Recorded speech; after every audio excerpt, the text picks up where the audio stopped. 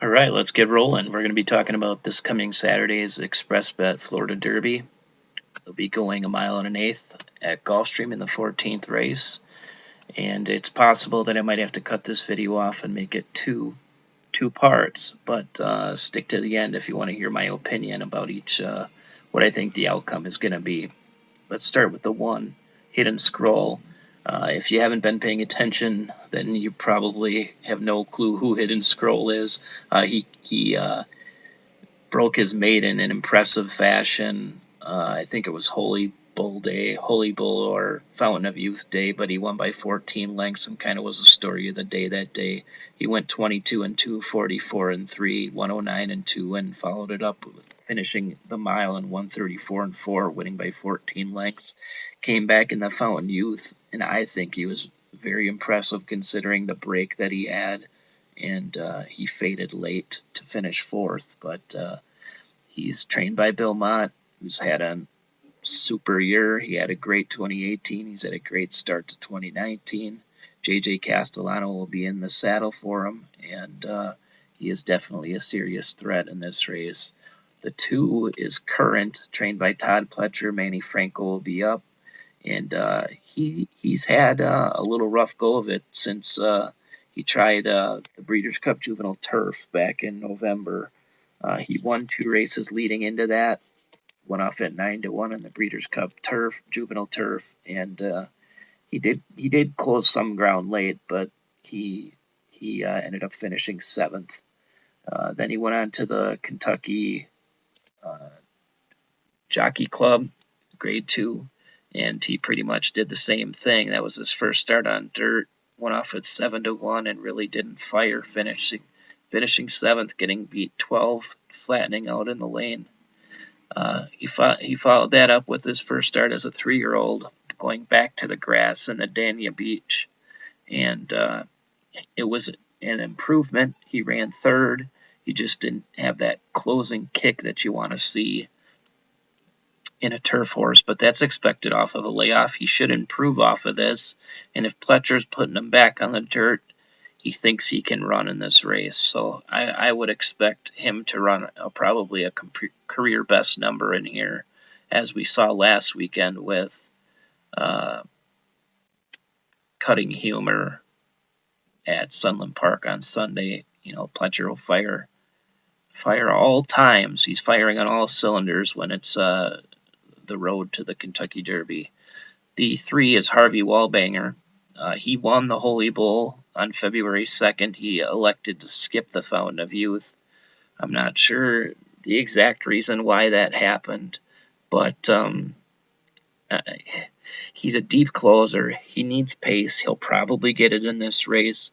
You get Brian Hernandez Jr. back on for Kenny McPeak. He's a congrats out of a Distorted Humor mare. He shouldn't have any problem getting the distance, but I'm not sold on this horse. I'm not just he. I think he was a benefactor of a fast pace in the Holy Bull, and the race kind of fell into his hands. I don't think that was the best field, to be honest, and I think that he deserves to be a price in this race as well, and I would not play him at anything less than double-digit odds. The 4 is Bourbon War. He's going to get major action. He's got Irad Ortiz back in the saddle for Mark Hennig. He's a tap it out of an Artie Schiller mare.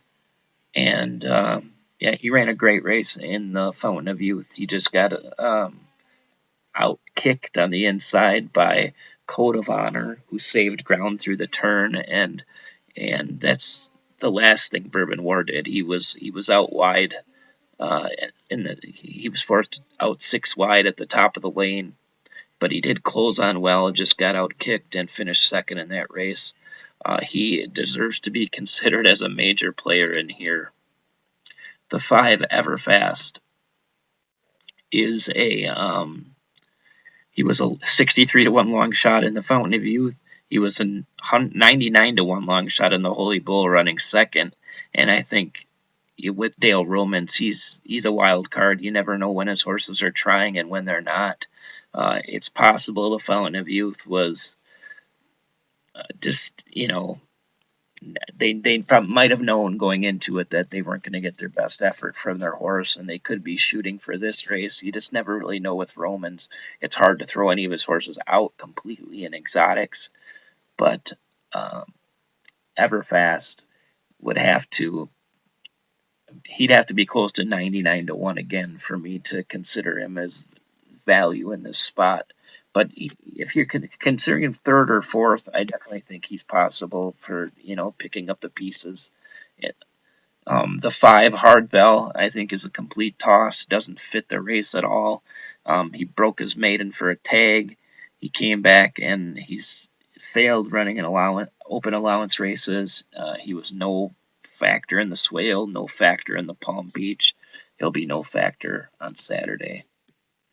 The 7 is Maximum Security, trained by Jason Service. This horse is definitely going to inject pace into the race. It's its first time going 2 turns. The problem I see with this one is the distance. He's by New Year's Day. He didn't win. He was a better sprinter than a router, and I don't think he's going to get any help up front, like being the lone lead in there with Hidden Scroll on the inside. It could hurt Hidden Scroll, but I don't think it's going to hurt or benefit Maximum Security. So he'll probably make the lead. And if you're a speed player and you like betting the horses that are going to be on the front, this one might be your horse. But I am not going to use them. The 8 is Bodie Express, trained by Gustavo Delgado, and it will be ridden by Nick Juarez. He is still a maiden, and I can't say that that's an automatic reason to toss a horse. I mean, you remember IRAP from last year won the Bluegrass Stakes, so it's completely possible that Bodie Express could win.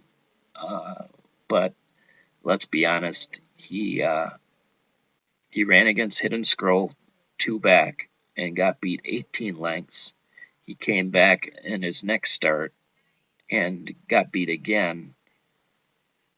I'm not seeing any reason to use this horse on top. If you feel inclined to use him underneath, that more power to you. But he did run a 97 speed figure in his last race. You do have that going for you. But with City Zip on the bottom and Bodemeister on the top, I'm not seeing him get 9 furlongs, and I'm not seeing a whole lot of anything. All right, I'm going to cut off the first part of this video here. Stay tuned for the second part. You should be able to click it in the link below, and we'll recap the last few horses in the race and then give you my selections.